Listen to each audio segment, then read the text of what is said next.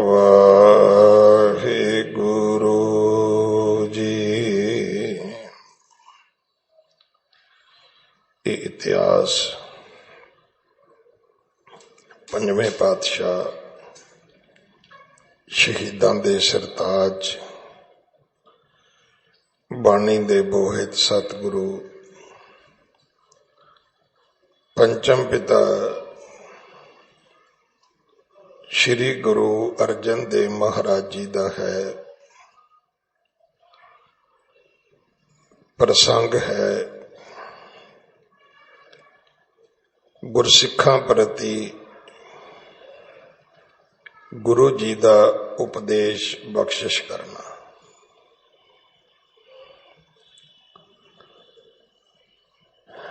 गुरु पिता महाराज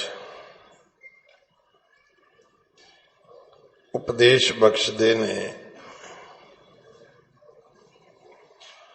पर उन्होंने जेडे अधिकारी हुंदे ने, वेखो ये गल तुसी अपनी जिंदगी विच भी पल्ले बन सकते हो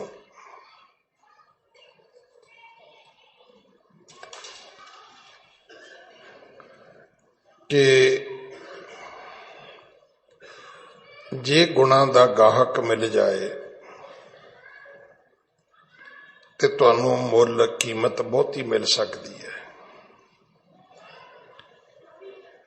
पर विण गाहक गुण बेची है तो गुण सहग हो जाए। कोई तुहाडी गल सुननी नहीं चाहता, तुसी फिर सुना रहे हो। कोई तुहाडी चीज खरीदनी नहीं चाहता, तुसी मुड़ मुड़ उहदे अगे रखी जाने हो, ले लो जी सस्ती बिकेगी। पर जे कोई गुणा का गाहक मिल जाए फिर तुहानू मुंह मंगे पैसे मिलणगे, जो मंगोगे मिल जाएगा।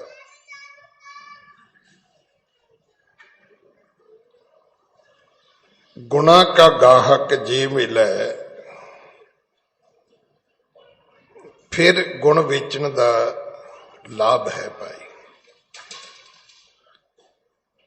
गुरु अर्जन देव पिता जी उपदेश देंदे ने,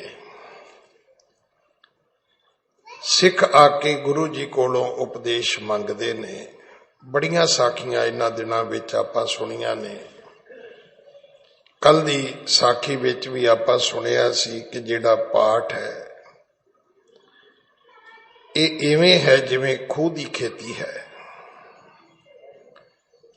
मींह इदां है, कीर्तन इदां है जिवें मूसलाधार वर्खा है। कथा इवें है जिवें झड़ी दा मींह है, कई दिन पैंदा है, रुकदा नहीं है। पर इस समय विच कदे गलियां ते बाजारां दे विच पानी नहीं भरदा, पर एक एक बूंद पानी दी जिहड़ी है वो धरती दी प्यास मिटाउंदी है। धरती उस पानी नूं सोखदी है। उस झड़ी वाले मींह नाल धरती बहुत लंबा समा ठंडी रहिंदी है, वतर विच रहिंदी है। बनस्पति नूं बहुत लंबा समा उहदा लाभ पहुंचदा है। पर कीर्तन मूसले धार वर्खा है, उच्चिया टिब्बियां ते भी पै जाएगा। पर एक गल जरूर है कि इसने जदों आउणा है हड़ बन के आउणा है, बहुत कुछ अपने नाल रोड़ के लै जाना है। कुछ समा बीतण तो बाद धरती सुक्की भी रह सकती है। अज दी कथा दे विच फिर सतगुरु गुरु अर्जन देव पिता महाराज कोलों उपदेश मंगदे ने। हाँ जी। गंगू नाऊ सहगला रामा धर्मा और। गंगू नाऊ सहगला रामा धर्मा और, ये चार नाम लिखे ने। हाँ जी। पंचम उदा जानिए मिलकर हुए एक ठोर। पंजवा ਵਿਅਕਤੀ ਹੈ ਭਾਈ ਉਦਾ। ਪੰਜ ਸਿੱਖ ਆਪਸ ਵਿੱਚ ਇਕੱਠੇ ਹੋਏ ਨੇ, ਇਕੱਤਰ ਹੋਏ ਨੇ, ਆਪਸ ਵਿੱਚ ਮਿਲੇ ਨੇ। ਸ੍ਰੀ ਅਰਜਨ ਕੀ ਪ੍ਰਕਾਰ ਸਰਣੀ, ਬੰਧਨ ਕਰਕੇ ਬਿਨਤੀ ਬਰਨੀ। ਇਹਨਾਂ ਪੰਜਾਂ ਨੇ ਸ੍ਰੀ ਅੰਮ੍ਰਿਤਸਰ ਸਾਹਿਬ ਆ ਕੇ ਗੁਰੂ ਅਰਜਨ ਦੇਵ ਪਿਤਾ ਮਹਾਰਾਜ ਨੂੰ ਮੱਥਾ ਟੇਕਿਆ, ਨਮਸਕਾਰ ਕੀਤੀ ਹੈ। ਗੁਰੂ ਦੀ ਹਜ਼ੂਰੀ ਵਿੱਚ ਬੈਠੇ ਨੇ, ਸ਼ਰਨ ਵਿੱਚ ਬੈਠੇ ਨੇ। ਫਿਰ ਇਹਨਾਂ ਨੇ ਇੱਕ ਬੇਨਤੀ ਕੀਤੀ ਹੈ। ਵੇਖੋ, ਗੱਲ ਕਰਨ ਦਾ ਵੀ ਇੱਕ ਤਰੀਕਾ ਹੈ।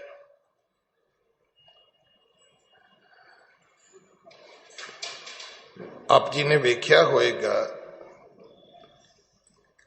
ਕੁਝ ਵਿਅਕਤੀ ਚਿੱਠੀ ਡਰਾਫਟ ਕਰਦੇ ਨੇ, ਬੜੀ ਕੀਮਤ ਹੈ ਉਹਨਾਂ ਦੀ। ਜਿਹੜਾ ਚਿੱਠੀ ਟਾਈਪ ਕਰਦਾ ਹੈ ਉਹਦੀ ਕੀਮਤ 25-50 ਰੁਪਏ ਤੋਂ ਜ਼ਿਆਦਾ ਨਹੀਂ ਹੋ ਸਕਦੀ, ਪਰ ਜਿਹਨੇ ਡਰਾਫਟ ਕਰਨੀ ਹੈ ਉਹ ਹੋ ਸਕਦਾ ਚਿੱਠੀ ਦਾ 1000 ਰੁਪਈਆ 2000 ਰੁਪਈਏ ਵੀ ਲੈ ਲਵੇ।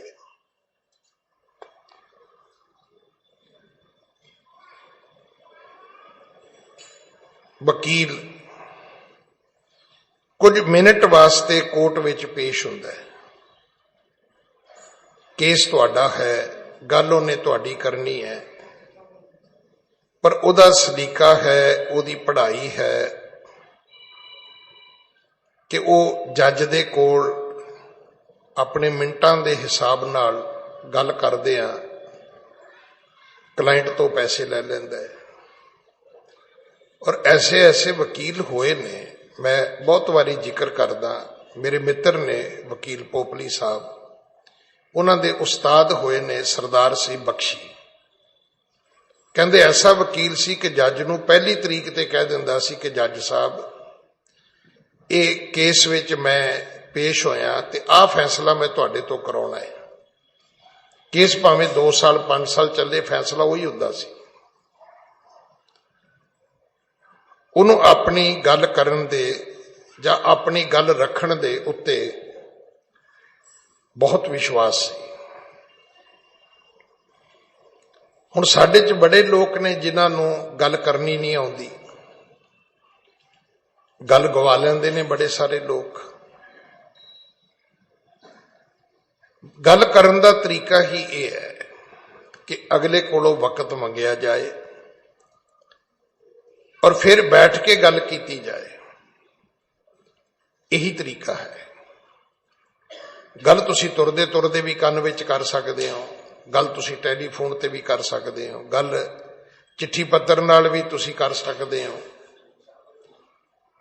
ਪਰ ਜਿਹੜੇ ਦਾਨਸ਼ਵਰ ਲੋਕ ਨੇ, ਮੈਂ ਵੇਖਿਆ ਵੀ ਉਹ ਕਹਿੰਦੇ ਨੇ ਕਿ ਬਈ ਮੈਨੂੰ ਤੁਸੀਂ ਵਕਤ ਦੇ ਦਿਓ, ਕੋਈ ਗੱਲ ਨਹੀਂ, ਭਾਵੇਂ ਥੋੜੇ ਦਿਨਾਂ ਬਾਅਦ ਦੇ ਦਿਓ।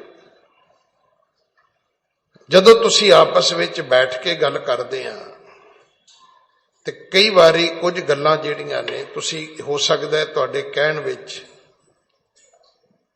ਉਹ ਵਜਨ ਨਾ ਹੋਵੇ ਜਾਂ ਕਹਿਣ ਦੇ ਤਰੀਕੇ ਵਿੱਚ ਕੋਈ ਫਰਕ ਹੋਵੇ। ਇਹ ਸਤਿਗੁਰੂ ਦੀ ਬਾਣੀ 'ਚ ਇੱਕ ਪੂਰਾ ਸ਼ਬਦ ਹੈ, ਬਾਬਾ ਬੋਲਣਾ ਕਿਆ ਕਹੀਏ। ਇਹ ਚੇਤਾ ਰੱਖਣਾ, ਬੋਲਤ ਬੋਲਤ ਬੜੇ ਬਿਕਾਰਾ। ਕਈ ਵਾਰੀ ਬਹੁਤਾ ਬੋਲਣ ਨਾਲ ਖਰਾਬੀ ਵੀ ਹੋ ਸਕਦੀ ਹੈ, ਪਰ ਬਿਨ ਬੋਲੇ ਕਿਆ ਕਰੇ ਵਿਚਾਰਾ, ਬਿਨਾ ਬੋਲਿਆ ਗੁਜ਼ਾਰਾ ਵੀ ਨਹੀਂ ਹੋ ਸਕਦਾ। ਫਿਰ ਇਹ ਵੀ ਹੁਕਮ ਹੈ ਕਿ ਜਿਤ ਬੋਲਿਆ ਪਤ ਪਾਈਐ, ਸੋ ਬੋਲਿਆ ਪ੍ਰਵਾਨ। ਉਹੀ ਬੋਲਣਾ ਵਾਜਬ ਹੈ ਜੇ ਤੁਹਾਨੂੰ ਬੋਲਣ ਨਾਲ ਇੱਜ਼ਤ ਮਿਲੇ ਤਾਂ। नहीं तो चेता रखना कि लमों ने खता की, सदियों ने सजा पाई। द्रौपदी दे 2 शब्द अंधे का अंधा, तुसी वेख लो, ਉਹਦੇ ਕੱਪੜੇ ਉਤਾਰਨ तक ਉਹਨੂੰ ਲੈ ਗਿਆ। सिर्फ 2 शब्द सी, गल कुछ भी नहीं सी। ਉਹ देवर सी, ਉਹ ਭਰਜਾਈ सी, ਉਹ ਪੁੱਤਰਾਂ ਵਰਗਾ ਸੀ, ਉਹਦਾ ਦਰਜਾ ਮਾਂ ਵਰਗਾ ਸੀ। ਕੋਈ ਦੁਨੀਆ ਦੀ ਗੱਲ ਬਣਦੀ ਨਹੀਂ ਹੈ ਕਿ ਕੋਈ ਪੁੱਤਰ ਆਪਣੇ ਮਾਂ ਦੇ ਵਸਤਰ ਉਤਾਰਨ ਤੱਕ ਚਲਾ ਜਾਏ, ਪਰ ਇਹੀ ਮਹਾਭਾਰਤ ਹੈ। ਇਸੇ ਨੂੰ ਮਹਾਭਾਰਤ ਕਹਿੰਦੇ ਨੇ। ਇਹ ਰਮਾਇਣ ਹੋਈ, ਮਹਾਭਾਰਤ ਹੋਈ, ਏਡੇ ਏਡੇ ਵੱਡੇ ਜਿਹੜੇ ਇਹ ਗ੍ਰੰਥ ਲਿਖੇ ਗਏ ਨੇ। ਹੁਣ ਸਾਡੀ ਗਲਤੀ ਵੀ ਅਸੀਂ ਕਹਾਣੀਆਂ ਤੇ ਨਾਵਲ ਪੜ੍ਹਨ ਲੱਗ ਗਏ। ਇਹ ਜਿਹੜੇ ਗ੍ਰੰਥ ਸੀਗੇ ਇਹ ਵੱਡੇ ਵੱਡੇ ਹੋਏ ਮਨੁੱਖਾਂ ਦੇ ਜੀਵਨ ਦੀ ਕਥਾ ਸੀ। ਸਾਡੇ ਵਾਸਤੇ ਇੱਕ ਬਹੁਤ ਵੱਡਾ ਇੱਕ ਲੈਸਨ ਸੀ, ਸਬਕ ਸੀ। ਹੁਣ ਅਸੀਂ ਵੀ ਆਪਣੀ ਜ਼ਿੰਦਗੀ ਨੂੰ ਜਿਉਣਾ ਚਾਹੁੰਦੇ ਆ, ਪਰ ਕੋਈ ਟੀਵੀ ਸੀਰੀਅਲ ਵੇਖ ਕੇ, ਕੋਈ ਫਿਲਮ ਵੇਖ ਕੇ, ਕੋਈ ਨਾਟਕ ਪੜ੍ਹ ਕੇ, ਕੋਈ ਕਹਾਣੀ ਪੜ੍ਹ ਕੇ, ਕੋਈ ਨਾਵਲ ਪੜ੍ਹ ਕੇ, ਪਰ ਉਹਨਾਂ ਦੇ ਆਰੰਭ ਵਿੱਚ ਲਿਖਿਆ ਹੁੰਦਾ ਹੈ ਕਿ ਇਹ ਜਿੰਨੇ ਪਾਤਰ ਨੇ ਇਹ ਮਨੋਕਲਪਤ ਨੇ। ਹੁਣ ਦੱਸੋ ਤੁਹਾਡੇ ਪੱਲੇ ਕੀ ਰਹਿ ਗਿਆ? ਉਹ ਲਿਖਣ ਵਾਲਾ ਕਹਿੰਦਾ ਵੀ ਇਹ ਮੈਂ ਤੇ ਐਵੇਂ ਇੱਕ ਸੁਪਨਾ ਜਿਹਾ ਲਿਆ ਹੈ, ਇਹਨੂੰ ਕੋਈ ਸੱਚ ਕਰਕੇ ਨਾ ਮੰਨਿਓ ਤੇ ਨਾ ਹੀ ਮੈਨੂੰ ਕੋਰਟ ਕਚਹਿਰੀ ਲੈ ਜਾਇਓ। ਫਿਲਮ ਦੇ ਆਰੰਭ ਵਿੱਚ ਲਿਖਿਆ ਹੋਇਆ ਹੈ ਕਿ ਇਹ ਕਹਾਣੀ ਵੀ ਮਨੋਕਲਪਤ ਹੈ, ਤੇ ਮੇਰੇ ਵਰਗੇ ਉੱਥੇ ਕੁਰਸੀਆਂ ਤੇ ਬੈਠੇ ਰੋ ਰੋ ਕੇ ਬੁਰਾ ਹਾਲ ਹੋ ਜਾਂਦਾ ਉਹਨਾਂ ਦਾ। ਡਰਾਮੇ ਵੇਂਦੇ ਅਸੀਂ ਆਪਣੀ ਜ਼ਿੰਦਗੀ ਨੂੰ ਵੀ ਡਰਾਮਾ ਬਣਾ ਕੇ ਬੈਠ ਗਏ ਆਪਾਂ। ਤੋ ਇਸ ਕਥਾ ਦੇ ਵਿੱਚ ਆਉਂਦਾ ਹੈ ਕਿ ਇਹਨਾਂ ਸੇਵਕਾਂ ਨੇ ਆ ਕੇ ਗੁਰੂ ਦੀ ਸ਼ਰਨ ਵਿੱਚ ਬੈਠ ਕੇ ਬੇਨਤੀ ਕੀਤੀ ਹੈ। ਹਾਂਜੀ, ਕੋਈ ਕਰ ਸਿੱਖ ਰਹੇ ਗੁਰ ਪਾਸ, ਇੱਕ ਦਿਨ ਕਰਤ ਪਏ ਅਰਦਾਸ। ਪਹਿਲਾਂ ਇਹ ਗੁਰੂ ਦੇ ਸੇਵਕ ਬਣੇ, ਫਿਰ ਗੁਰੂ ਜੀ ਦੇ ਪਾਸ ਰਹੇ, ਫਿਰ ਇੱਕ ਦਿਨ ਗੁਰੂ ਜੀ ਦੇ ਚਰਨਾਂ ਵਿੱਚ ਇਹਨਾਂ ਨੇ ਅਰਦਾਸ ਕੀਤੀ। ਹਾਂਜੀ, ਵੇਦ ਕਤੇਬ ਮੁਨੀ ਅਵਤਾਰ, ਪੰਡਤ ਗਿਆਨੀ ਭਏ ਹਜ਼ਾਰ। ਆਖਿਆ ਮਹਾਰਾਜ ਵੇਦ ਬੜੇ ਨੇ, ਕਤੇਬ ਬੜੇ ਨੇ, ਮੁਨੀ ਬਹੁਤ ਨੇ, ਅਵਤਾਰੀ ਪੁਰਖ ਬਹੁਤ ਨੇ, ਪੰਡਤ ਬੜੇ ਨੇ। ਹੁਣ ਇੱਥੇ ਪੰਡਤ ਦਾ ਅਰਥ ਜਿਹੜੇ ਹਰਿਦੁਆਰ ਵਿੱਚ ਪਾਂਡੇ ਬੈਠੇ ਨੇ ਉਹ ਨਹੀਂ ਕਰਨਾ, ਉਹ ਕਰਮਕਾਂਡੀ ਲੋਕ ਨੇ। ਪਹਿਲੇ ਸਮਿਆਂ ਦੇ ਵਿੱਚ ਬਹੁਤ ਸਾਰੇ ਸਿੱਖ ਵਿਦਵਾਨ ਵੀ ਆਪਣੇ ਨਾਮ ਦੇ ਨਾਲ ਪੰਡਿਤ ਲਿਖਦੇ ਸੀ। ਬੜੇ ਵੱਡੇ ਮਹਾਂਪੁਰਖ ਸਿੱਖ ਧਰਮ ਵਿੱਚ ਹੋਏ ਨੇ ਪੰਡਿਤ ਨੇਚਲ ਸਿੰਘ ਜੀ, ਜਮਨਾ ਨਗਰ ਵਾਲੇ। ਬੜਾ ਐਜੂਕੇਸ਼ਨ ਤੇ ਕੰਮ ਕੀਤਾ ਉਹਨਾਂ ਨੇ।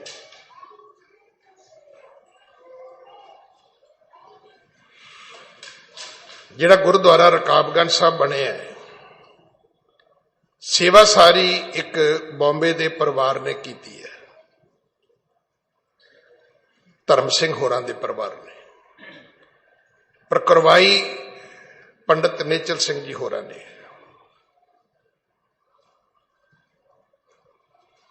ਇਹ ਹਕੀਕਤ ਹੈ। ਪਰ ਇਹਦਾ ਅਰਥ ਇਹ ਨਹੀਂ ਕਿ ਉਹ ਬੋਦੀ ਰੱਖਦੇ ਸੀ ਜਾਂ ਧੋਤੀ ਪਾਉਂਦੇ ਸੀ ਜਾਂ ਜਨੇਊ ਪਾਉਂਦੇ ਸੀ।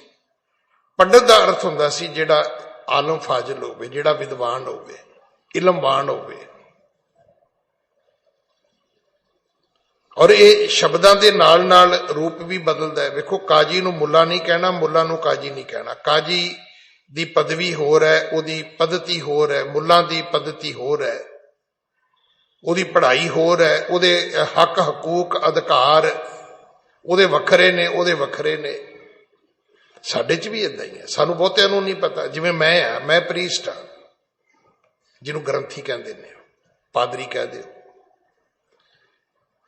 ਉਹਨਾਂ ਦੇ ਵਿੱਚ ਵੀ ਲੋਕ ਨੇ ਪ੍ਰੀਚਰ ਹੁੰਦਾ ਪ੍ਰਚਾਰਕ। ਕੀਰਤਨ ਕਰਨ ਵਾਲੇ ਵੱਖਰੇ ਹੁੰਦੇ ਨੇ, ਕਵਿਤਾ ਪੜ੍ਹਨ ਵਾਲੇ ਵੱਖਰੇ ਹੁੰਦੇ ਨੇ, ਇਤਿਹਾਸ ਸੁਣਾਉਣ ਵਾਲੇ ਵੱਖਰੇ, ਉਹਨਾਂ ਨੂੰ ਆਪਾਂ ਢਾਡੀ ਸਿੰਘ ਕਹਿੰਦੇ ਆ। ਜਿਵੇਂ ਜਿਵੇਂ ਨਾਮ ਬਦਲਦਾ ਜਾਏਗਾ ਤਿਵੇਂ ਤਿਵੇਂ ਉਹਦੇ ਕਰਮ ਅਧਿਕਾਰ ਬਦਲਦੇ ਤੁਰੇ ਜਾਣਗੇ। ਹੁਣ ਮੈਨੂੰ ਬੜੇ ਸਾਰੇ ਲੋਕ ਨੇ, ਉਹ ਰੋਜ਼ ਹੀ ਕਹਿੰਦੇ ਨੇ, ਗਿਆਨੀ ਜੀ ਸਾਡੇ ਕੋਲ ਕਥਾ ਕਰਨ ਆ ਜਾਓ। ਮੈਂ ਕਿਹਾ ਭਾਈ, ਮੈਂ ਪ੍ਰਚਾਰਕ ਹੋਵਾਂ ਤੇ ਜ਼ਰੂਰ ਆ ਜਾਵਾਂ। ਮੈਂ ਗ੍ਰੰਥੀ ਹਾਂ। ਜੇ ਮੈਂ ਰੋਜ਼ ਗ੍ਰੰਥ ਦੇ ਕੋਲ ਅਰਦਾਸ ਨਹੀਂ ਕਰਨੀ, ਮੈਂ ਗ੍ਰੰਥ ਦੀ ਹਜ਼ੂਰੀ ਵਿੱਚ ਨਹੀਂ ਬੈਠਣਾ, ਫਿਰ ਮੈਂ ਗ੍ਰੰਥੀ ਨਹੀਂ ਹਾਂ। ਜੇ ਮੈਂ ਰੋਜ਼ ਹੀ ਖੰਭ ਲਾ ਕੇ ਉੱਡਿਆ ਰਵਾਂਗਾ ਤੇ ਫਿਰ ਤੇ ਮੈਂ ਤੇ ਪ੍ਰਚਾਰਕ ਹੀ ਹੋਇਆ, ਗ੍ਰੰਥੀ ਤੇ ਹੋਇਆ ਹੀ ਨਾ। ਗ੍ਰੰਥੀ ਹੈ ਹੀ ਉਹ। ਬਾਬਾ ਬੁੱਢਾ ਸਾਹਿਬ ਨੂੰ ਗ੍ਰੰਥੀ ਥਾਪਿਆ ਸੀ। ਕਦੇ ਕਿਸੇ ਨੇ ਭਾਈ ਗੁਰਦਾਸ ਨੂੰ ਗ੍ਰੰਥੀ ਕਿਹਾ? ਭਾਈ ਗੁਰਦਾਸ ਨੇ ਗੁਰੂ ਗ੍ਰੰਥ ਸਾਹਿਬ ਲਿਖਿਆ, ਇਸ ਕਰਕੇ ਉਹਨਾਂ ਨੂੰ ਲਖਾਰੀ ਕਿਹਾ। ਉਹਨਾਂ ਨੇ ਫਿਰ ਆਪਣੀ ਬਾਣੀ ਉਚਾਰੀ ਹੈ, ਔਰ ਬਾਣੀ ਨੂੰ ਸੱਚੇ ਪਾਤਸ਼ਾਹ ਨੇ ਕੁੰਜੀ ਦਾ ਦਰਜਾ ਦਿੱਤਾ। ਸਿੱਖਾਂ ਨੇ ਉਹਨਾਂ ਨੂੰ ਆਪਣਾ ਵੇਦ ਵਿਆਸ ਮੰਨ ਲਿਆ।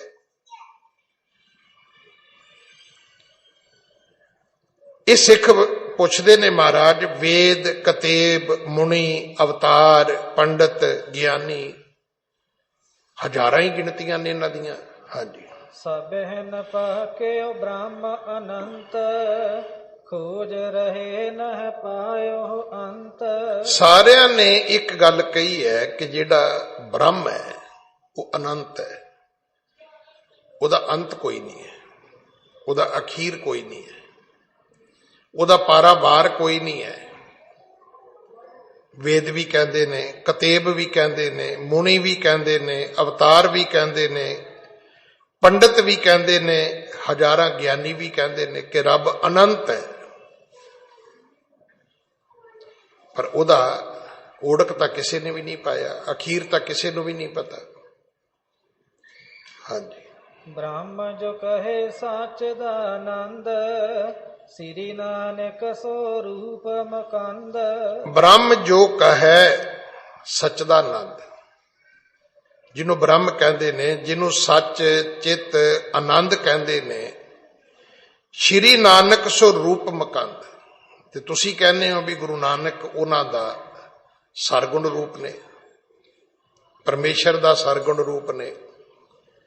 ਆਪਾਂ ਪਿਛਲੇ ਦਿਨੀ ਵੀ ਇਹ ਕਥਾ ਸੁਣੀ ਸੀ ਕਿ ਸਿੱਖਾਂ ਨੇ ਆ ਕੇ ਪੁੱਛਿਆ ਕਿ ਮਹਾਰਾਜ ਕੋਈ ਕਹਿੰਦਾ ਕਿ ਗੁਰੂ ਨਾਨਕ ਰਾਜੇ ਜਨਕ ਦਾ ਅਵਤਾਰ ਹੈ,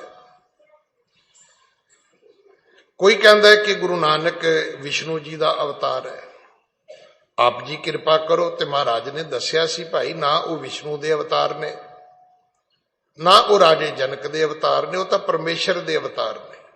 ਉਹ ਤਾਂ ਆਪ ਨਾਰਾਇਣ ਕਲਾ ਧਾਰ, ਜਗ ਮੈਂ ਪਰਵਰਿਓ।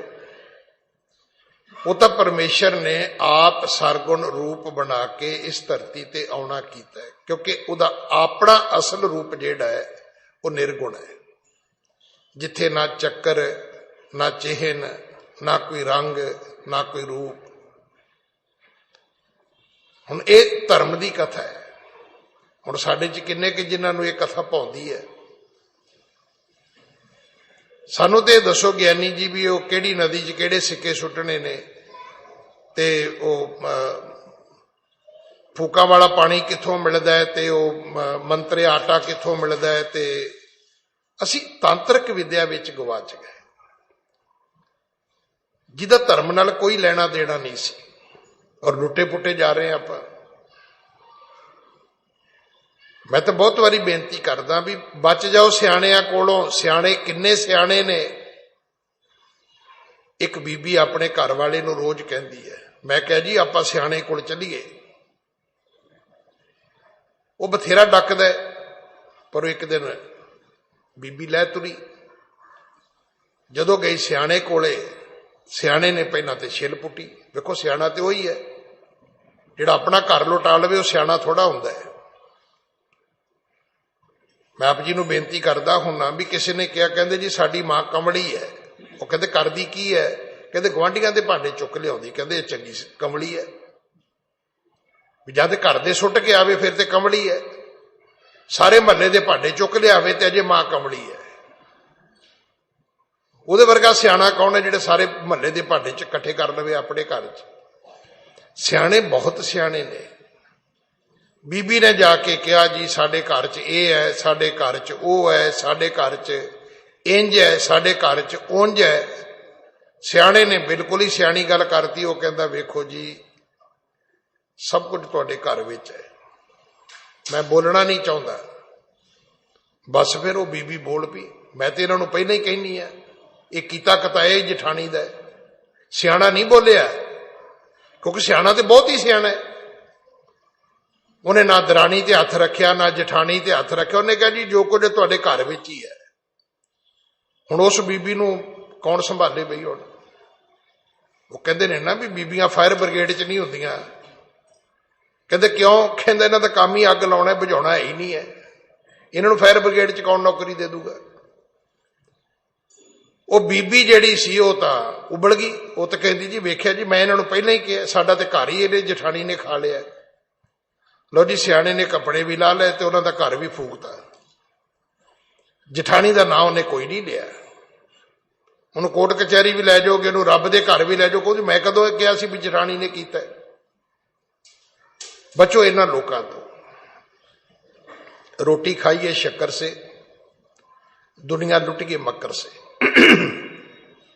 धर्म दे विच इन्हां चीज़ां नूं कोई थां नहीं है।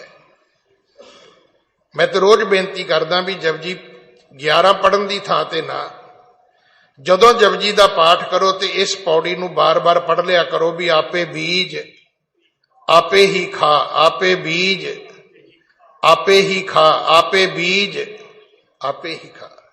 तुसी चंगा करो, मैं तुहानूं गुरु की हजूरी च विश्वास नाल कहना तुहाडा कोई माड़ा नहीं कर सकता।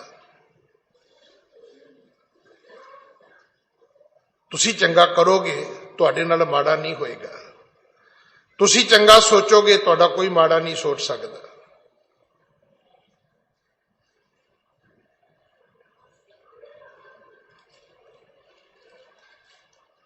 ये नेत है, इनू कुदरत का नियम कहते हैं। देखो तुसी आ जिहड़ी जिन्नी दुनिया चलदी किदां चलदी है कि सारी दुनिया नूं इंडिया गौरमेंट चलाउंदी कि अमेरिका गौरमेंट चलाउंदी है। फिर तुसी कहोगे जी परमेश्वर चलाउंदा है, फिर यह भी चेता रखना परमेश्वर के भी कानून ने।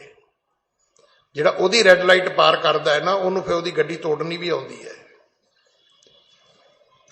जिहड़ा ओहदे ग्रीन सिग्नल विच चलदा है उहनूं बिल्कुल सेफ उहनूं आपदे घर विच पहुंचाउणा आउंदा है। आपां साडी गलती है भी असीं रब दी मर्यादा नूं मन्नण वास्ते तैयार नहीं। असीं सारे फैसले खुद करने चाहुंदे हां। मैं तो एक दिन पहला भी बेनती की सी, वो बच्चे खेडते हुंदे सी, आपे उन्होंने वो ढेरियां जिहां बना लैणियां, आपे ढा लैणियां, आपे बना लियां, आपे ढा लियां। वो हालत साडी है।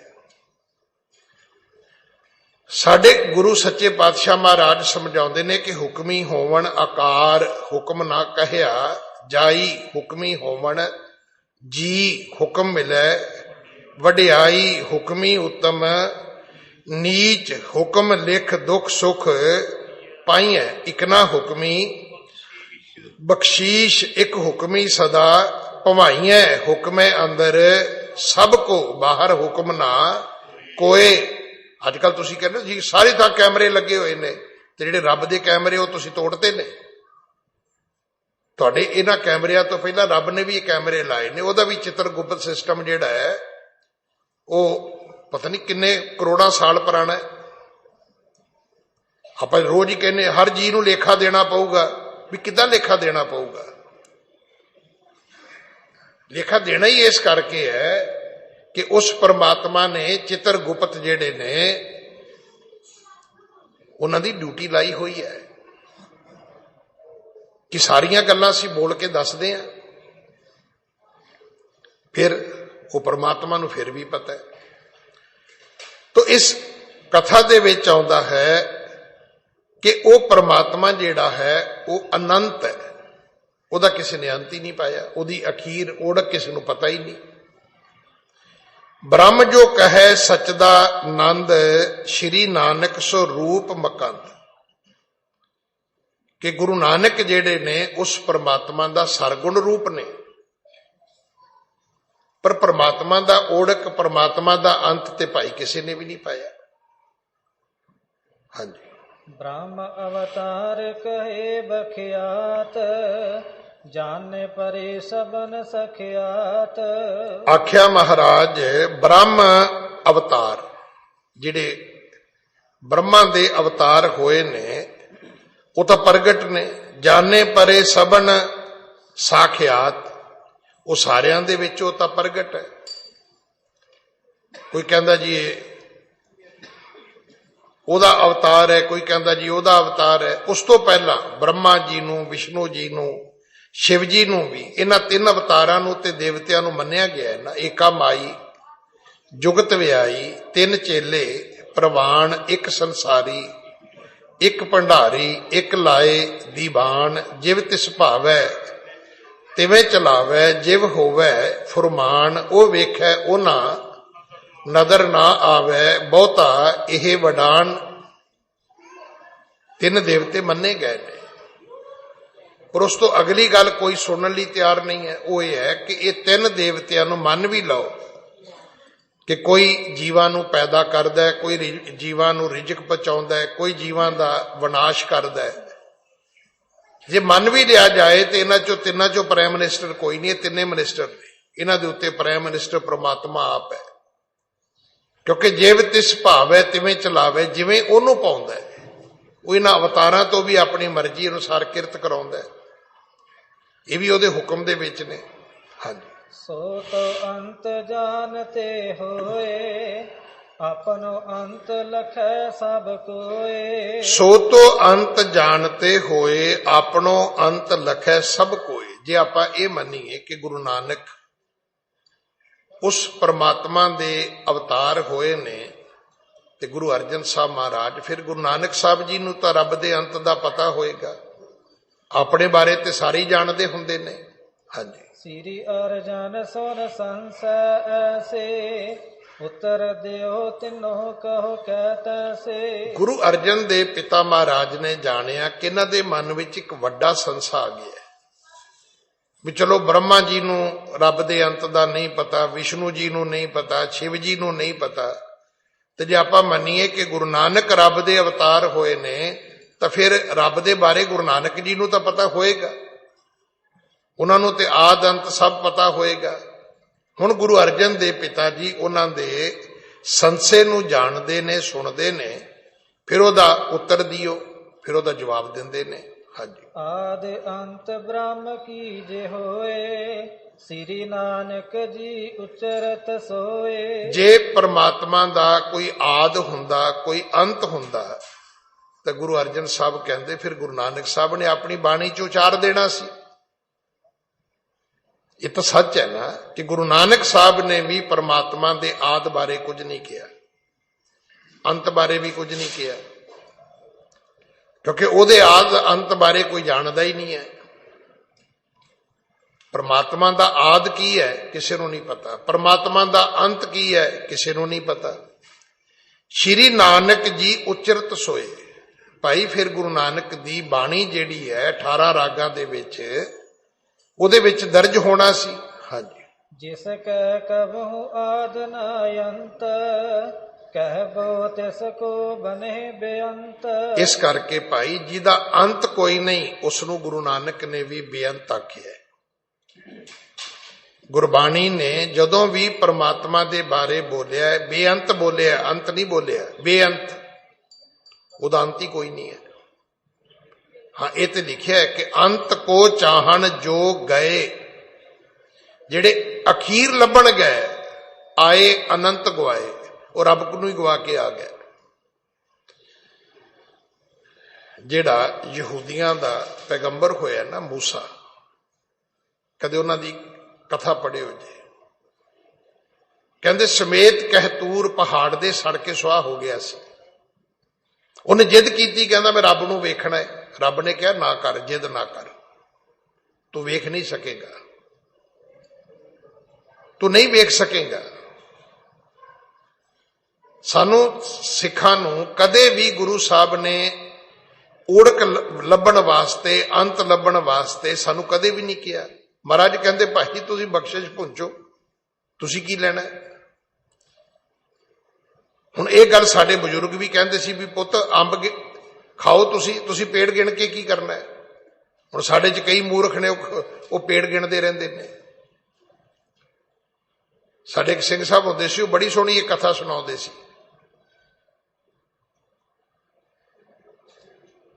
ਸ਼ਾਇਦ ਮੇਰਾ ਖਿਆਲ ਸੂਰਜ ਪ੍ਰਕਾਸ਼ ਵਿੱਚ ਵੀ ਕਥਾ ਆਪਾਂ ਪਹਿਲਾਂ ਸੁਣੀ ਹੈ। ਕੋ 3 ਭਰਾ ਜਿਹੜੇ ਸੀ ਉਹ ਕਿਤੇ ਬਾਗ ਵਿੱਚ ਗਏ। ਇੱਕ ਜਿਹੜਾ ਸੀ ਉਹ ਤੇ ਬੂਟੇ ਹੀ ਗਿਣਦਾ ਰਿਹਾ, ਦੂਜਾ ਜਿਹੜਾ ਸੀ ਉਹ ਮਾਲੀ ਤੋਂ ਪੁੱਛਦਾ ਹੀ ਰਹਿ ਗਿਆ, ਤੇ ਤੀਜਾ ਇੰਨੇ 'ਚ ਰੱਜ ਪੁੱਜ ਕੇ ਆ ਗਿਆ, ਕਹਿੰਦਾ ਆਓ ਚੱਲੀਏ। ਹੁਣ ਸਾਨੂੰ ਗੁਰੂ ਜੀ ਨੇ ਇਹ ਸਮਝਾਇਆ ਕਿ ਖਾਵੋ ਖਰਚੋ ਰਲ ਮਿਲ ਭਾਈ, ਤੁਸੀਂ ਆਨੰਦ ਮਾਣੋ ਉਹਦੀਆਂ ਬਖਸ਼ਿਸ਼ਾਂ ਦਾ। ਓੜਕ ਵੱਲ ਜਾਣ ਦੀ ਕੀ ਜ਼ਰੂਰਤ ਹੈ? ਅੰਤ ਲੱਭਣ ਦੀ ਕੀ ਜ਼ਰੂਰਤ ਹੈ? ਉਹਦਾ ਅੰਤ ਅਜ ਤੱਕ ਕਦੇ ਕਿਸੇ ਨੇ ਨਹੀਂ ਪਾਇਆ। ਜਿਸ ਕੈ ਕਬਹੂ ਆਦ ਨਾ ਅੰਤ, ਕਹਿਬੋ ਤਿਸਕੋ ਬਣੇ ਬੇਅੰਤ। ਹਾਂਜੀ, ਜੈਸੇ ਵੇਦ ਨਰਾਇਣ ਸਵਾਸ, ਵਰਣਨ ਕਰਿਓ ਬ੍ਰਹਮ ਕੁਛ ਤਾਸ। ਜਿਵੇਂ ਵੇਦਾਂ ਨੇ ਕੁਛ ਤਿਸ ਬ੍ਰਹਮ ਨੂੰ ਜ਼ਰੂਰ ਵਰਣਨ ਕੀਤਾ ਹੈ। ਜਿਹੜੇ ਵੇਦ ਹੋਏ ਨੇ ਉਹਨਾਂ ਨੇ ਰੱਬ ਦੇ ਬਾਰੇ ਕੁਝ ਗੱਲਾਂ ਕਰਨ ਦਾ ਜ਼ਰੂਰ ਯਤਨ ਕੀਤਾ ਹੈ। ਹਾਂਜੀ, ਮਧੁਸੂਦਨ ਸੋ ਬ੍ਰਹਮ ਸਰੂਪ, ਭਇਓ ਨਿਗੁਣ ਤਿਸ ਗੁਣ ਸਰੂਪ। ਇਸੇ ਤਰ੍ਹਾਂ ਉਹਨਾਂ ਨੇ ਵਿਸ਼ਨੂੰ ਜੀ ਨੂੰ ਬ੍ਰਹਮ ਸਰੂਪ ਕਿਹਾ ਤੇ ਭਇਓ ਨਿਗੁਣ ਤੇ ਸਗੁਣ ਅਨੂਪ, ਕਿ ਉਹ ਨਿਰਗੁਣ ਤੋਂ ਸਰਗੁਣ ਦਾ ਰੂਪ ਉਹਨਾਂ ਨੇ ਧਾਰਨ ਕੀਤਾ। ਹਾਂਜੀ, ਤਿਨਹੁ ਵੇਦ ਮੈਂ ਕਹਿਓ ਬੇਅੰਤ, ਉਤੀਜ ਕਹਤੇ ਆਦਰ ਅੰਤ। ਪਰ ਉਹਨਾਂ ਨੇ ਫਿਰ ਬੇਅੰਤ ਕਿਹਾ। ਕਹਿੰਦੇ ਜੇ ਆਦ ਅੰਤ ਹੁੰਦਾ ਤੇ ਉਹ ਵੀ ਫਿਰ ਅੱਗੋਂ ਜਾ ਕੇ ਫਿਰ ਦੱਸ ਦਿੰਦੇ। ਵੇਦਾਂ ਨੇ ਇਹਨਾਂ ਅਵਤਾਰਾਂ ਦੀ ਉਸਤਤ ਕੀਤੀ ਹੈ, ਜ਼ਿਕਰ ਕੀਤਾ ਹੈ, ਪਰ ਪ੍ਰਮਾਤਮਾ ਦੀ ਓੜਕ ਜਿਹੜੀ ਹੈ, ਅੰਤ ਜਿਹੜਾ ਹੈ, ਉਹ ਕਥਨ ਨਹੀਂ ਕਰ ਸਕੇ। ਕਹਿਨ ਬੇਅੰਤ ਅੰਤ ਇਹ ਜਾਨੋ, ਅਪਰ ਨ ਸੰਸੈ ਕੈਸੇ ਆਨੋ। ਕਹਿਨ ਬੇਅੰਤ, ਜੇ ਉਹ ਫਿਰ ਬੇਅੰਤ ਕਹਿੰਦੇ ਨੇ, ਅੰਤ ਨਹੀਂ ਜਾਣਦੇ, ਤੇ ਅਪਰ ਨਾ ਸੰਸੇ ਕੈਸੇ ਆਨੋ। ਫਿਰ ਭਾਈ ਤੁਸੀਂ ਆਪਣੇ ਮਨ ਵਿੱਚ ਕਿਉਂ ਸੰਸਾ ਲੈ ਕੇ ਆਉਂਦੇ ਹੋ? ਪਰਮਾਤਮਾ ਬੇਅੰਤ ਹੈ, ਉਹਦਾ ਅੰਤ ਕਿਸੇ ਨਹੀਂ ਪਾਇਆ। ਵੇਦਾਂ ਨੇ ਕੁਛ ਕਹਿਣ ਦਾ ਯਤਨ ਕੀਤਾ, ਮਧੂਸੂਦਨ ਨੂੰ ਕਿਹਾ ਵੀ ਉਹ ਪਰਮਾਤਮਾ ਹੈ, ਮੁੜ ਕੇ ਫਿਰ ਕਹਿਤਾ ਵੀ ਜਿਹੜਾ ਪਰਮਾਤਮਾ ਹੈ ਉਹ ਤੇ ਬੇਅੰਤ ਹੈ। ਹਾਂਜੀ, ਤੁਮ ਅਬ ਬ੍ਰਹਮ ਲਖੋ ਸਭ ਮਾਹੇ, ਨਭ ਸੰਸਾਰੇ ਖੰਡਤ ਨਾਹੇ। ਇਸ ਕਰਕੇ ਭਾਈ ਤੁਸੀਂ ਪਰਮਾਤਮਾ ਨੂੰ ਸਾਰਿਆਂ ਦੇ ਵਿੱਚ ਰਮਿਆ ਹੋਇਆ ਵੇਖੋ। ਜਿਵੇਂ ਆਕਾਸ਼ ਹੈ, ਆਕਾਸ਼ ਕਦੇ ਮੁੱਕਦਾ ਹੈ? ਨਹੀਂ ਮੁੱਕਦਾ ਨਾ। ਪਰਮਾਤਮਾ ਵੀ ਕਿਤੇ ਨਹੀਂ ਮੁੱਕਦਾ।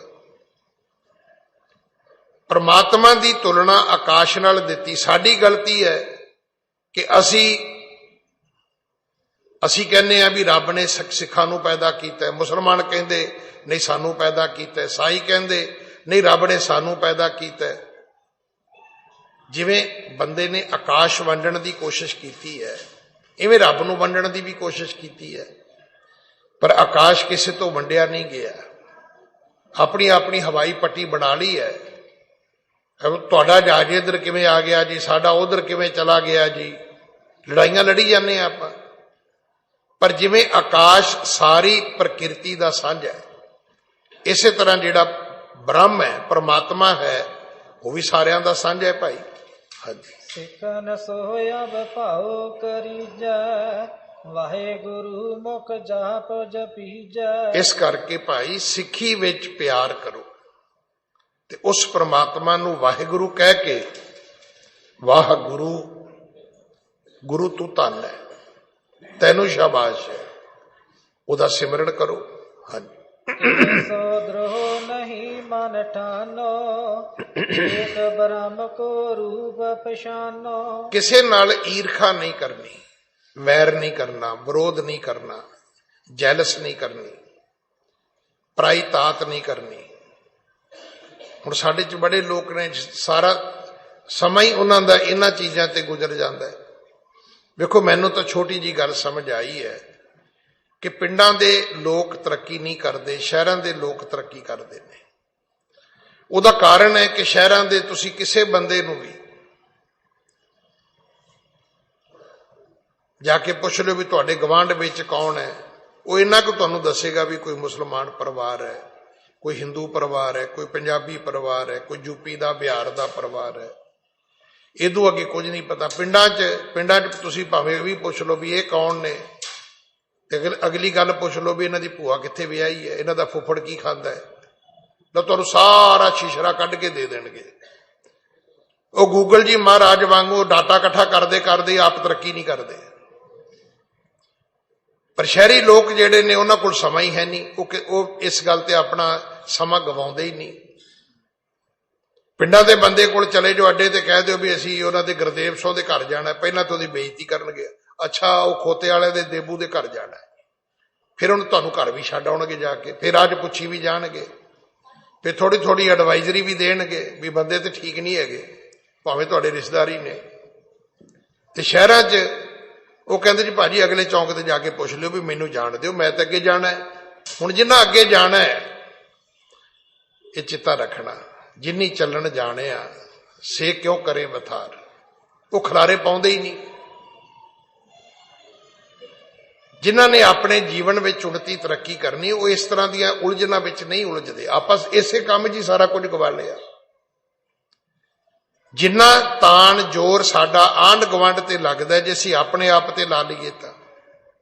ਮੈਂ ਤਾਂ ਰੋਜ਼ ਇੱਥੇ ਬੈਠ ਕੇ ਬੇਨਤੀ ਕਰਦਾ ਵੀ ਜਹਾਜ਼ ਵਿੱਚ ਵੀ ਉਹ ਕਹਿੰਦੇ ਨੇ ਕਿ ਜੇ ਜਹਾਜ਼ ਦੇ ਵਿੱਚ ਕੋਈ ਮੁਸ਼ਕਲ ਆਈ ਤੇ ਮਾਸਕ ਬਾਹਰ ਆਏਗਾ, ਪਰ ਇਹ ਨਾ ਹੋਵੇ ਕਿ ਬੱਚਿਆਂ ਨੂੰ ਲਾਉਂਦਿਆਂ ਗਵਾਂਢੀਆਂ ਨੂੰ ਲਾਉਂਦਿਆਂ ਤੁਸੀਂ ਬੇਹੋਸ਼ ਹੋ ਜਾਓ, ਪਹਿਲਾਂ ਆਪਣਾ ਲਾ ਲਿਓ ਜੇ। ਧਰਮੀ ਇਹੋ ਕਹਿੰਦਾ ਕਿ ਆਪ ਸਵਾਰੇ ਮੈਂ ਮਿਲਿਆ ਸੁਖ ਹੋਏ। ਵੀ ਤੂੰ ਆਪਣੀ ਗੱਲ ਕਰ, ਆਪਣੇ ਆਪ ਨੂੰ ਸਵਾਰਨ ਦੀ ਗੱਲ ਕਰਦੇ ਨਹੀਂ, ਸਾਰੇ ਪਿੰਡ ਦੀ ਅਸੀਂ ਜ਼ਿੰਮੇਵਾਰੀ ਚੁੱਕ ਲੈਂਦੇ ਹਾਂ। ਹਰ ਇੱਕ ਦੇ ਅਸੀਂ ਔਗਣ ਜਾਣਦੇ ਹਾਂ, ਹਰ ਇੱਕ ਦੇ ਪ੍ਰਤੀ ਅਸੀਂ ਕੋਈ ਨਾ ਕੋਈ ਗੱਲ ਕਹਿਣ ਦਾ ਯਤਨ ਕਰਦੇ ਹਾਂ। ਮੰਦਾ ਜਾਣੇ ਆਪ ਕੋ ਅਵਰ ਭਲਾ ਸੰਸਾਰ। ਦੂਜਿਆਂ ਨੂੰ ਮਾੜਾ ਕਹਿਣ ਦੀ ਥਾਂ ਤੇ ਆਪਾਂ ਇਹ ਕਿਉਂ ਨਹੀਂ ਕਹਿੰਦੇ? ਔਰ ਇਹ ਵੀ ਗੁਰੂ ਜੀ ਨੇ ਬੇਨਤੀ ਸਾਨੂੰ ਉਪਦੇਸ਼ ਦਿੱਤਾ ਕਿ ਹਮੇਸ਼ਾ ਆਪਨੜੇ ਗਰੀਵਾਨ ਮੈਂ ਸਿਰ ਨੀਵਾ ਕਰ ਦੇਖ। ਆਪਣੇ ਅੰਦਰ ਝਾਤ ਮਾਰ ਕੇ ਵੇਖਣੀ ਕਿ ਇਹਦੇ ਵਿੱਚ ਮੈਂ ਵੀ ਕਿਤੇ ਹੈਗਾ। ਬੜੀਆਂ ਸਾਖੀਆਂ ਆਉਂਦੀਆਂ ਨੇ, ਬੜੀਆਂ ਇਸ ਤਰ੍ਹਾਂ ਦੀਆਂ ਸਿੱਖਿਆਦਾਇਕ ਕਥਾ ਆਉਂਦੀਆਂ ਨੇ ਕਿ ਕਿਸੇ ਆਦਮੀ ਨੇ ਗੁਨਾਹ ਕੀਤਾ, ਹੁਣ ਉਹਦੀ ਜਿਹੜੀ ਸਜ਼ਾ ਸੀ ਉਹ ਸੀ ਸੰਗਸਾਰ ਕਰਨਾ। ਸੰਗਸਾਰ ਕਰਕੇ ਪੱਥਰ ਮਾਰ ਕੇ ਮਾਰਨਾ। ਕਹਿੰਦੇ ਸਾਰਾ ਪਿੰਡ ਇਕੱਠਾ ਹੋ ਗਿਆ ਪੱਥਰ ਮਾਰਨ ਲਈ। ਇਹਨੇ ਕੋਈ ਰੱਬ ਦਾ ਨਵਾਜਿਆ ਫਕੀਰ ਆ ਗਿਆ, ਉਹਨੇ ਕਿਹਾ ਵੀ ਕੀ ਮਜਲਸ ਹੈ, ਵੀ ਕੀ ਮਜਮਾ ਹੈ? ਉਹ ਕਹਿੰਦੇ ਸਾਈਂ ਜੀ ਅੱਜ ਇੱਕ ਪਾਪੀ ਨੂੰ ਸਜ਼ਾ ਦੇਣੀ ਹੈ, ਧਰਮ ਕਹਿੰਦਾ ਵੀ ਇਹਨੂੰ ਪੱਥਰ ਮਾਰ ਮਾਰ ਕੇ ਮਾਰ ਦਿਓ। ਕਹਿੰਦਾ ਜੀ ਬਿਲਕੁਲ ਠੀਕ ਹੈ, ਅਗਰ ਕੋਈ ਪਾਪੀ ਹੈ ਤੇ ਉਹਨੂੰ ਸਜ਼ਾ ਦੇਣੀ ਚਾਹੀਦੀ ਹੈ, ਪਰ ਮੇਰੀ ਇੱਕ ਤੁਹਾਨੂੰ ਸਾਰਿਆਂ ਨੂੰ ਇੱਕ ਸਲਾਹ ਹੈ, ਜਾਂ ਇਹਦੇ ਵਿੱਚ ਮੈਂ ਵੀ ਇੱਕ ਕੋਈ ਗੱਲ ਕਹਿਣੀ ਚਾਹੁੰਦਾ। ਹਾਂਜੀ ਹਾਂਜੀ ਕਹੋ ਜੀ। ਉਹਨਾਂ ਸੋਚਿਆ ਵੀ ਇਹ ਕਹੂਗਾ ਦੋ ਦੋ ਮਾਰੋ। ਮੇਰੇ ਵਰਗੇ ਇਦਾਂ ਦੇ ਵੀ ਹੁੰਦੇ ਨੇ ਨਾ, ਵੀ ਉਹਨਾਂ ਸੋਚਿਆ ਵੀ ਧਰਮ ਕਹਿੰਦਾ ਇੱਕ ਮਾਰੋ, ਤੇ ਜੇ ਕਿਤੇ ਬਾਬਾ ਕਹਦੇ ਦੋ ਮਾਰੋ ਤੇ ਫਿਰ ਤਾਂ ਮੌਜਾਂ ਲੱਗ ਜਾਣ। ਉਹਨਾਂ ਸੋਚਿਆ ਬਾਬਾ ਸਾਡੇ ਤੋਂ ਵੀ ਤੱਤਾ ਕਾਲਾ ਹੋਏਗਾ। ਬਾਬੇ ਨੇ ਫਿਰ ਕੀ ਕਿਹਾ? ਉਹ ਬਾਬਾ ਕਹਿੰਦਾ ਵੀ ਭਾਈ ਗੱਲ ਇਹ ਹੈ ਵੀ ਪੱਥਰ ਜ਼ਰੂਰ ਮਾਰੋ, ਪਰ ਮਾਰੇ ਉਹ ਵੀ ਜਿਹਨੇ ਆਪਨੇ ਗੁਨਾਹ ਨਹੀਂ ਕੀਤਾ। ਕਹਿੰਦੇ ਫਿਰ ਪੱਥਰਾਂ ਦਾ ਢੇਰ ਲੱਗ ਗਿਆ ਤੇ ਬੰਦੇ ਸਾਰੇ ਹੀ ਚਲੇ ਗਏ। ਗਲਤੀ ਹਰ ਬੰਦਾ ਕਰਦਾ, ਅਸੀਂ ਵੀ ਗੁਨਾਹਗਾਰ ਹਾਂ, ਗਲਤੀਆਂ ਸਾਡੇ ਤੋਂ ਵੀ ਹੁੰਦੀਆਂ ਨੇ। ਅਸੀਂ ਆਪਣੜੇ ਗਰੀਬਾਨ ਦੇ ਵਿੱਚ ਵੇਖਣ ਦਾ ਯਤਨ ਨਹੀਂ ਕਰਦੇ। ਫਰੀਦਾ ਬਾਬਾ ਜੀ ਪਤਾ ਕੀ ਕਹਿੰਦੇ ਨੇ? ਕਹਿੰਦੇ ਕਾਲੇ ਲੇਖ ਨਾ ਲਿਖਿਆ ਕਰ। ਦੂਜਿਆਂ ਦੇ ਪ੍ਰਤੀ ਕਿਤਾਬਾਂ ਲਿਖ ਦਿੱਤੀਆਂ, ਅਖਬਾਰਾਂ ਭਰ ਦਿੱਤੀਆਂ, ਦੂਜਿਆਂ ਦੇ ਪ੍ਰਤੀ ਤੂੰ ਬਹੁਤ ਕੁਝ ਕਹਿਣ ਦੀ ਕੋਸ਼ਿਸ਼ ਕਰਦਾ ਹੈ, ਪਰ ਕਦੇ ਆਪਣੇ ਅੰਦਰ ਵੀ ਝਾਤ ਮਾਰਨ ਦੀ ਕੋਸ਼ਿਸ਼ ਕੀਤੀ ਹੈ ਤੂੰ? ਆਪਣੇ ਗਰੀਬਾਨ ਵਿੱਚ ਵੇਖਣ ਦੀ ਵੀ ਕੋਸ਼ਿਸ਼ ਕੀਤੀ ਹੈ? ਲੋਕਾਂ ਦੀਆਂ ਤੇ ਰੋਜ਼ ਮੰਜੀਆਂ ਤੇ ਸੋਟੀਆਂ ਮਾਰਦਾ, ਕਦੇ ਆਪਣੀ ਪੀੜੀ ਥੱਲੇ ਵੀ ਡੰਡਾ ਫੇਰਨ ਦੀ ਕੋਸ਼ਿਸ਼ ਕੀਤੀ ਹੈ? ਫਰੀਦਾ ਜੇ ਤੂੰ ਅਕਲ ਲਤੀਫ, ਅਗਰ ਤੈਨੂੰ ਰੱਬ ਨੇ ਅਕਲ ਦਿੱਤੀ ਹੈ ਤਾਂ ਕਾਲੇ ਲਿਖਣਾ ਲੇਖ। ਐਵੇਂ ਲੋਕਾਂ ਦੀਆਂ ਕਹਾਣੀਆਂ ਲਿਖ ਲਿਖ ਕੇ ਕਿਤਾਬਾਂ ਤੇ ਗ੍ਰੰਥ ਨਾ ਭਰ। ਆਪਨੜੇ ਗਰੀਬਾਨ ਮੈਂ ਸਿਰ ਨੀਵਾ ਕਰ ਦੇਖ। ਤੂੰ ਆਪਣੇ ਆਪ ਨੂੰ ਲੱਭਣ ਦੀ ਖੋਜਣ ਦੀ ਕੋਸ਼ਿਸ਼ ਕਰ, ਆਪਣੇ ਆਪ ਨੂੰ ਜਾਣਨ ਦੀ ਸਮਝਣ ਦੀ ਕੋਸ਼ਿਸ਼ ਕਰ। ਹਾਂਜੀ। ਇਸ ਤੇ ਹੋਏ ਤੁਮਰੋ ਕਲਿਆਣ, ਜਨਮ ਮਰਨ ਕਾ ਬੰਧਨ ਹਾਨ। ਇਹਦੇ ਨਾਲ ਤੁਹਾਡਾ ਕਲਿਆਣ ਹੋਏਗਾ, ਇਹਦੇ ਨਾਲ ਤੁਹਾਡਾ ਜੰਮਣਾ ਤੇ ਮਰਨਾ ਮੁੱਕ ਜਾਏਗਾ। ਹਾਂਜੀ। ਸ੍ਰੀ ਗੁਰ ਤੇ ਸੁਨ ਕਹਿ ਉਪਦੇਸ਼, ਲਾਗੇ ਸਿਮਰਨ ਨਾਮ ਹਮੇਸ਼। ਇਹ ਫਿਰ ਪੰਜੋ ਜਣੇ ਗੁਰੂ ਦਾ ਉਪਦੇਸ਼ ਸੁਣ ਕੇ ਬਹੁਤਾ ਗਿਆਨ ਇਕੱਠਾ ਕਰਨ ਦੀ ਥਾਂ ਤੇ ਨਾ, ਇਹ ਫਿਰ ਸਿਮਰਨ ਕਰਨ ਵਾਲੇ ਪਾਸੇ ਤੁਰੇ ਨੇ, ਭਗਤੀ ਵਾਲੇ ਪਾਸੇ ਤੁਰੇ ਨੇ। ਇਹਨਾਂ ਨੇ ਆਪਣੇ ਜੀਵਨ ਨੂੰ ਸਵਾਰਨ ਦਾ ਯਤਨ ਕੀਤਾ ਹੈ। ਹਾਂਜੀ। ਸੇਵਤ ਰਹੇ ਗੁਰੂ ਭਗਵੰਤ, ਪ੍ਰਾਪਤ ਭਇਓ ਪਰਮ ਪਦ ਅੰਤ। ਅਖੀਰ ਪਰਮਾਤਮਾ ਦੀ ਭਗਤੀ ਕਰਦਿਆਂ ਇਹ ਪਰਮ ਪਦਵੀ ਨੂੰ ਪ੍ਰਾਪਤ ਹੋਏ। ਜੋ ਪ੍ਰਾਣੀ ਗੋਬਿੰਦ ਧਿਆਵੈ, ਪੜਿਆ ਅਣਪੜਿਆ ਪਰਮ ਗਤ ਪਾਵੇ। ਜਿਹੜਾ ਉਸ ਵਾਹਿਗੁਰੂ ਦੀ ਭਗਤੀ ਕਰਦਾ ਹੈ, ਉਹ ਜ਼ਰੂਰੀ ਨਹੀਂ ਹੈ ਕਿ ਉਹ ਬਹੁਤ ਪੜਿਆ ਲਿਖਿਆ, ਡਿਗਰੀਆਂ ਦੇ ਭਾਰ ਚੁੱਕ ਕੇ ਤੁਰਿਆ ਫਿਰਦਾ ਮਨੁੱਖ ਹੋਵੇ। ਉਹ ਸਧਾਰਨ ਮਨੁੱਖ ਵੀ ਪਰਮਾਤਮਾ ਨੂੰ ਪ੍ਰਾਪਤ ਹੋ ਸਕਦਾ ਹੈ। ਸਧਾਰਨ ਮਨੁੱਖ ਵੀ ਪਰਮਾਤਮਾ ਨਾਲ ਅਭੇਦ ਹੋ ਸਕਦਾ ਹੈ। ਹਾਂਜੀ। ਫਿਰਨਾ ਸੂਦਰ ਭੋਲੂ ਜਟੂ, ਬੇਤਾ ਅਪਰ ਮਿਲਿਓ ਸੰਗ ਪਟੂ। ਭਾਈ ਫਿਰਨਾ ਸ਼ੂਦਰ ਭੋਲੂ ਜਟੂ, ਬੇਤੇ ਦਾ ਅਰਥ ਹੈ ਗਿਆਨਵਾਨ, ਅਪਰ ਮਿਲਿਓ ਸੰਗ ਭਟੂ। ਇਹ ਸਿੱਖ ਆਪਸ ਵਿੱਚ ਇਕੱਠੇ ਹੋਏ ਨੇ। ਹਾਂਜੀ। ਪੰਡਤ ਹੋ ਤੋ ਤਿਵਾੜੀ ਸਾਰੇ, ਮਿਲ ਆਏ ਸ੍ਰੀ ਅਰਜਨ ਦੁਆਰੇ। ਇਹ ਸਾਰੇ ਪੰਡਤ ਸੀ, ਗੋਤਰ ਇਹਨਾਂ ਦਾ ਤਿਵਾੜੀ ਸੀ। ਗੁਰੂ ਅਰਜਨ ਦੇ ਪਿਤਾ ਮਹਾਰਾਜ ਜੀ ਦੀ ਸ਼ਰਨ ਆਏ ਨੇ। ਹਾਂਜੀ। ਟੇਕ ਕਰ ਨਮੋ ਕਰੀ ਤਕ ਸ਼ਰਨੀ, ਪੁਨ ਅਰਦਾਸ ਆਪਣੀ ਬਰਨੀ। ਮੱਥਾ ਟੇਕਿਆ, ਗੁਰੂ ਦੀ ਸ਼ਰਨ ਵਿੱਚ ਬੈਠੇ, ਫਿਰ ਇਹਨਾਂ ਨੇ ਗੁਰੂ ਦੇ ਚਰਨਾਂ ਵਿੱਚ ਬੇਨਤੀ ਕੀਤੀ। ਹਾਂਜੀ। ਗੁਰੂ ਗਰੀਬ ਨਿਵਾਜ ਮਹਾਨ, ਹਮ ਗਮਨੇ ਗੰਗਾ ਇਸ਼ਨਾਨ। ਕਹਿਣ ਲੱਗੇ ਮਹਾਰਾਜ ਅਸੀਂ ਇੱਕ ਵਾਰੀ ਗੰਗਾ ਜੀ ਦੇ ਦਰਸ਼ਨਾਂ ਨੂੰ ਇਸ਼ਨਾਨ ਕਰਨ ਵਾਸਤੇ ਗਏ। ਹਾਂਜੀ। ਤਹਾਂ ਸਮਾਜ ਪੰਡਤ ਨ ਮਿਲਿਓ, ਏਵ ਪ੍ਰਸੰਗ ਸਭਨ ਮਹਿ ਚਲਿਓ। ਉੱਥੇ ਬਹੁਤ ਸਾਰੇ ਪੰਡਤ ਲੋਕ ਮਿਲੇ, ਬੜਾ ਵੱਡਾ ਸਮਾਜ ਸੀ ਉਹਨਾਂ ਦਾ। ਉਹਨਾਂ ਦੇ ਨਾਲ ਸਾਨੂੰ ਗੋਸ਼ਟ ਕਰਨ ਦਾ, ਗੱਲਬਾਤ ਕਰਨ ਦਾ ਅਵਸਰ ਪ੍ਰਾਪਤ ਹੋਇਆ। ਕਹਿਣ ਲਗੇ ਪੇਗਨ ਅਵਤਾਰ, ਸੁਰ ਸਿਧ ਸਾਧਕ ਭਏ ਹਜ਼ਾਰ। ਉਹ ਕਹਿੰਦੇ ਨੇ ਕਿ ਧਰਤੀ ਤੇ ਬੜੇ ਅਵਤਾਰ ਲੋਕ ਹੋਏ ਨੇ, ਦੇਵਤੇ ਹੋਏ ਨੇ, ਸਿੱਧ ਹੋਏ ਨੇ, ਹਜ਼ਾਰਾਂ ਦੀ ਉਹਨਾਂ ਦੀ ਗਿਣਤੀ ਹੈ। ਹਾਂਜੀ। ਭਏ ਅਸੰਖ ਸੋ ਕਹੇ ਪੁਰਾਨ, ਸਭ ਹਨ ਕਰੇ ਗੁਰੂ ਸੁਖ ਦਾਨ। ਫਿਰ ਇਹ ਗੱਲ ਪੁਰਾਣਾ ਨੇ ਵੀ ਕਹੀ ਹੈ ਕਿ ਜਿਹੜੇ ਦੇਵਤੇ ਉਹ ਤਾਂ ਅਸੰਖਾ ਹੀ ਹੋਏ ਨੇ ਭਾਈ। ਅਗਲੀ ਗੱਲ ਕਿ ਸਭ ਹਨ ਕਰੇ ਗੁਰੂ ਸੁਖ ਦਾਨ, ਸਾਰਿਆਂ ਨੂੰ ਜਿਹੜਾ ਸੁਖ ਦੇਣ ਵਾਲਾ ਹੈ ਉਹ ਗੁਰੂ ਹੈ। ਹਾਂਜੀ। ਸ੍ਰੀ ਨਾਨਕ ਜਗ ਭਏ ਵਿਸਾਲਾ, ਕਰਿਓ ਆਪਣੋ ਪੰਥ ਨਿਰਾਲਾ। ਪਰ ਜਦੋਂ ਸਾਰਿਆਂ ਨੂੰ ਸੁਖ ਦੇਣ ਵਾਲੇ ਗੁਰੂ ਨਾਨਕ ਆਏ, ਉਹਨਾਂ ਨੇ ਆਪਣਾ ਪੰਥ ਵੱਖਰਾ ਕਰ ਲਿਆ, ਉਹਨਾਂ ਨੇ ਆਪਣਾ ਰਸਤਾ, ਉਹਨਾਂ ਨੇ ਆਪਣਾ ਮਾਰਗ ਵੱਖਰਾ ਕਰ ਲਿਆ। ਕੱਲ ਇੱਥੇ ਸਕੇਤ ਦੇ ਵਿੱਚ ਇੱਕ ਸ਼ਾਂਤੀਗਿਰੀ ਇੱਕ ਆਸ਼ਰਮ ਹੈ, ਕਰੁਣਾਕਰ ਉਹਨਾਂ ਦਾ ਗੁਰੂ ਹੈ। ਉਹਨਾਂ ਦੀ ਸਿਲਵਰ ਜੁਬਲੀ ਸੀ, 25 ਸਾਲਾ ਉਹਨਾਂ ਨੇ ਇੱਕ ਇਮਾਰਤ ਬਣਾਈ। ਉਹ ਮੈਨੂੰ ਵੀ ਕੱਲ ਬੁਲਾ ਕੇ ਲੈ ਗਏ, ਮੈਂ ਗਿਆ ਉੱਥੇ। ਉਹ ਮੈਨੂੰ ਕਹਿਣ ਲੱਗੇ ਜੀ ਅਸੀਂ ਵੀ ਸਿੱਖਿਆ। ਮੈਂ ਕਿਹਾ ਉਹ ਕਿਵੇਂ? ਕਹਿੰਦੇ ਜੀ ਅਸੀਂ ਓਮ ਦੀ ਪੂਜਾ ਕਰਦੇ। ਓਮ ਲਿਖਿਆ ਸੀ ਉਹਨਾਂ ਨੇ ਮੰਦਿਰ 'ਚ ਨਾ, ਓਮ ਹੀ ਕੱਲਾ ਲਿਖਿਆ। ਕਹਿੰਦੇ ਕੋਈ ਤਸਵੀਰ ਨਹੀਂ, ਕੋਈ ਫੋਟੋ ਨਹੀਂ, ਕੋਈ ਪ੍ਰਤਿਮਾ ਨਹੀਂ, ਕੋਈ ਮੂਰਤੀ ਨਹੀਂ। ਹੁਣ ਇਸ ਤਰ੍ਹਾਂ ਦੇ ਬੜੇ ਵਿਸ਼ਵਾਸ ਨੇ ਕਿ ਜਿੱਥੇ ਸਿਰਫ ਕੇਵਲ ਪਰਮਾਤਮਾ ਦੀ ਹੀ ਆਰਾਧਨਾ ਕੀਤੀ ਜਾਂਦੀ ਹੈ। ਹਾਂਜੀ। ਤਿਨ ਕੋ ਗੁਰੂ ਪਇਓ ਹੈ ਕੌਣ, ਜਿਹ ਉਪਦੇਸ਼ ਲਿਓ ਕਹੋ ਤੌਣ। ਸਿੱਖ ਧਰਮ ਦੇ ਵਿੱਚ ਵੀ ਕੋਈ ਮੂਰਤੀ ਪੂਜਾ ਨਹੀਂ ਹੈ, ਕੋਈ ਪ੍ਰਤਿਮਾ ਪੂਜਾ ਨਹੀਂ ਹੈ, ਕੋਈ ਤਸਵੀਰ ਦੀ ਪੂਜਾ ਨਹੀਂ ਹੈ, ਸਿਰਫ ਅਕਾਲ ਦੀ ਪੂਜਾ ਹੈ। मैं तो बहुत बारी बेनती करदा भी ये शब्द बड़े महान ने। गुरु कलगीधर पिता दे उपदेश के पूजा अकाल की, परचा शब्द का, दीदार खालसे का। हुण इन्हां तिन्नां ते अमल कर लो। गुरु नानक साहब जी दे 3 उपदेश, किरत करनी, नाम जपना, वंड छकना। हुण इन्हां 6 दे विच ही सारा समुंदर जिहड़ा है वो कुजे विच बंद हो जाता है। अकाल दी पूजा करनी, करो, लियाओ अकाल, लियाओ लभ के। फिर भगत रविदास जी का शब्द आएगा,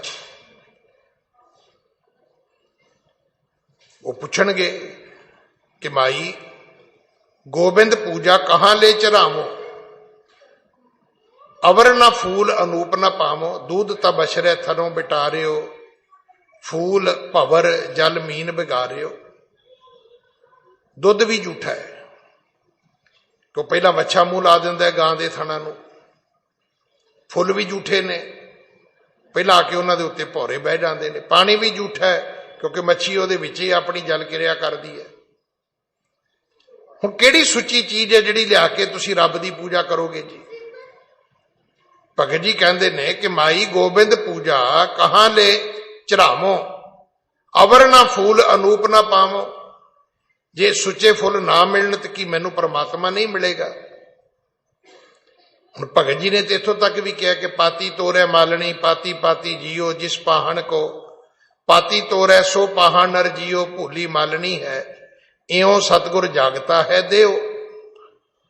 हुण हिंदू धर्म का, सनातन मत का एक विश्वास है, और ये भगत जी ने अपने शब्द विच लिखिया है, ब्रह्म पाती बिशनडारी फूल शंकर देव। लिख लो, लिखना है तो, जां तुसी यूट्यूब ते जाओगे तो इस तरह ही शब्द जिहड़े ने वो तुसी उस चों कटिंग कर सकते हो। जिहड़ा ब्रह्मा कहंदे वो पत्तियां विच है, विष्णु जी कहंदे वो बनस्पति दीयां डालियां विच है।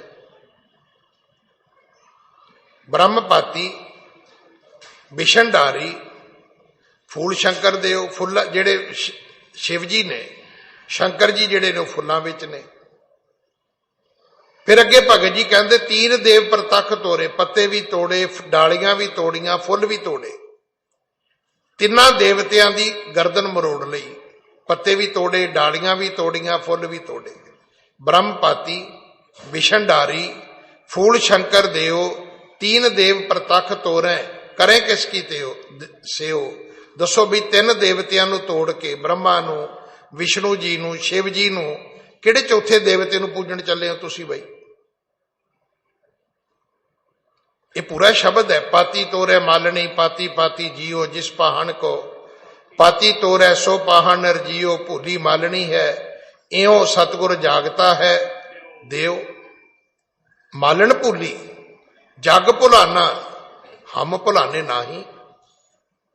भगत जी कहते मालन भुल सकती है, दुनिया भुल सकती है, भगत जी कहते मैं तो नहीं भुलदा,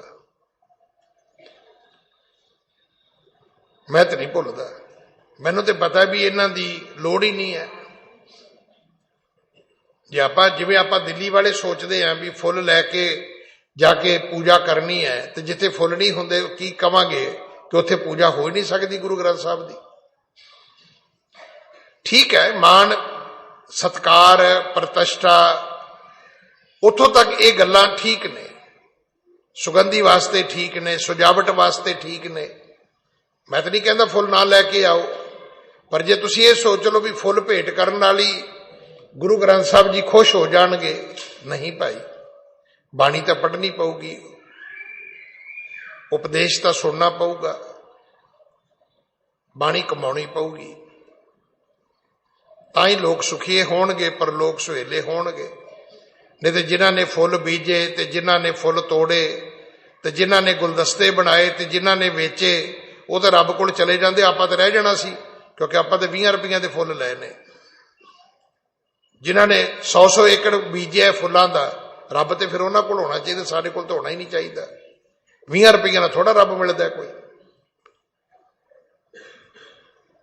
ਤੁਸੀਂ ਜੋ ਵੀ ਕਰਦੇ ਹੋ ਤੁਹਾਨੂੰ ਪਤਾ ਹੋਣਾ ਚਾਹੀਦਾ ਕਿ ਮੈਂ ਫੁੱਲ ਕਿਉਂ ਲੈ ਕੇ ਆ ਰਿਹਾ। ਸਿਰਫ ਗੁਰੂ ਗ੍ਰੰਥ ਸਾਹਿਬ ਜੀ ਦੀ ਬਾਹਰ ਮੁਖੀ ਜਿਹੜੀ ਮਾਨ ਪ੍ਰਤਿਸ਼ਠਾ ਇਹ ਉਹਦੀ ਭੇਟਾ ਹੈ।